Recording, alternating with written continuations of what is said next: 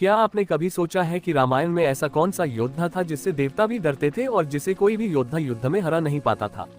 वह इतना शक्तिशाली था कि जो भी उससे लड़ता उसकी आधी शक्ति उसी के शरीर में चली जाती थी। यही कारण था कि पूरी पृथ्वी पर कोई भी योद्धा उससे जीत नहीं सका। वह था वानरराज बाली। रामायण की कथा में बाली को सबसे शक्तिशाली वानरों का राजा माना गया है। किष्किंधा नामक एक विशाल और समृद्ध राज्य था जहां वानर जाति रहती थी। उसी राज्य के राजा थे बाली। उनका शरीर पर्वत के समान मजबूत था और उनकी गति वायु से भी तेज थी। कहा जाता है कि बाली भगवान इंद्र के पुत्र थे और उनके छोटे भाई सुग्रीव सूर्यदेव के पुत्र थे। बचपन में बाली और सुग्रीव दोनों भाई एक दूसरे से बहुत प्रेम करते थे। वे साथ खेलते थे और साथ ही युद्धकला सीखते थे। समय बीतने के साथ बाली की शक्ति और पराक्रम पूरे संसार में प्रसिद्ध होने लगा। वे इतने महान योद्धा बन गए कि देवता भी उनकी वीरता की प्रशंसा करते थे। बाली की शक्ति का सबसे बड़ा रहस्य एक दिव्य वरदान था। कहा जाता है कि जब भी कोई योद्धा बाली के सामने युद्ध करने आता था तो उसकी आधी शक्ति स्वतः ही बाली के शरीर में चली जाती थी। इसका मतलब ये था कि चाहे सामने वाला योद्धा कितना भी शक्तिशाली क्यों न हो, वह धीरे धीरे कमजोर होता जाता और बाली और भी ज्यादा शक्तिशाली हो जाते।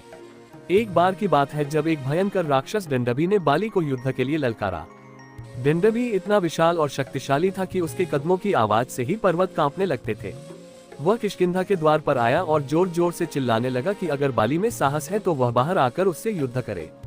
बाली को जब ये चुनौती मिली तो वे तुरंत बाहर आए। दोनों के बीच भयंकर युद्ध शुरू हुआ। युद्ध इतना भयंकर था कि धरती कांपने लगी और पेड़ उखड़कर गिरने लगे। लेकिन अंत में बाली ने अपनी अद्भुत शक्ति से डंडबी को मार गिराया और उसके विशाल शरीर को कई योजन दूर फेंक दिया। इस घटना के बाद बाली की शक्ति की चर्चा पूरे संसार में फैल गई। देवता और राक्षस सभी उनके पराक्रम से परिचित हो गए। लेकिन बाली की जिंदगी में एक ऐसी घटना हुई जिसने उनके जीवन की दिशा ही बदल दी। एक दिन मायावी नाम का एक राक्षस किष्किंधा आया और उसने बाली को युद्ध के लिए ललकारा। बाली तुरंत उसके पीछे दौड़े और सुग्रीव भी उनके साथ चले। मायावी भागते भागते एक गुफा में घुस गया। बाली ने सुग्रीव से कहा कि तुम गुफा के बाहर प्रतीक्षा करो, मैं अंदर जाकर इस राक्षस को खत्म करके आता हूँ। सुग्रीव बाहर खड़े रहे और बाली गुफा के अंदर चले गए। बहुत समय बीत गया लेकिन बाली बाहर नहीं आए।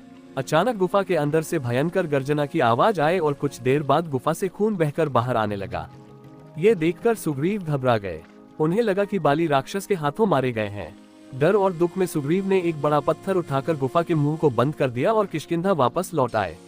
राज्य के मंत्रियों ने उन्हें राजा बना दिया क्योंकि सबको लगा कि बाली अब जीवित नहीं है। लेकिन सच्चाई कुछ और थी। बाली ने गुफा के अंदर मायावी राक्षस को मार दिया था और जब वे बाहर आए तो देखा कि गुफा का रास्ता पत्थर से बंद है। बड़ी मुश्किल से वे बाहर निकले और किष्किंधा पहुंचे। जब उन्होंने देखा कि सुग्रीव राजा बन गए हैं तो उन्हें लगा कि सुग्रीव ने उन्हें धोखा दिया है। इसी गलतफहमी ने दोनों भाइयों के बीच दुश्मनी पैदा कर दी। बाली ने सुग्रीव को राज्य से निकाल दिया और उनकी पत्नी को भी अपने पास रख लिया। सुग्रीव अपनी जान बचाकर ऋषिमुख पर्वत पर छिपकर रहने लगे क्योंकि उस स्थान पर एक ऋषि के श्राप के कारण बाली कदम नहीं रख सकते थे।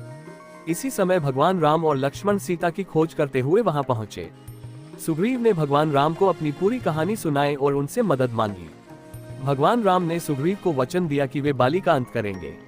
जब सुग्रीव ने बाली को युद्ध के लिए ललकारा तो दोनों भाइयों के बीच भयंकर युद्ध शुरू हुआ।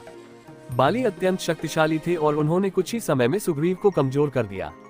तब भगवान राम ने एक पेड़ के पीछे से अपने धनुष पर बाण चढ़ाया और बाली के सीने में मार दिया। बाण लगते ही बाली धरती पर गिर पड़े। मरते समय बाली ने भगवान राम से पूछा कि आपने मुझे छिपकर क्यों मारा।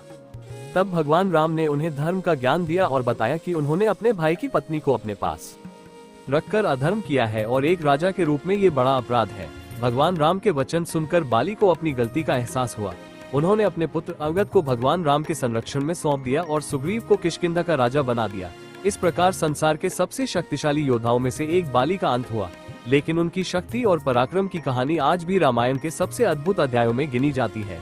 इस कथा से हमें ये सीख मिलती है कि चाहे कोई व्यक्ति कितना भी शक्तिशाली क्यों न हो, यदि वो धर्म से भटक जाता है तो उसका अंत निश्चित होता है। और यही कारण है कि बाली की कहानी केवल शक्ति की नहीं बल्कि धर्म और न्याय की भी कहानी है।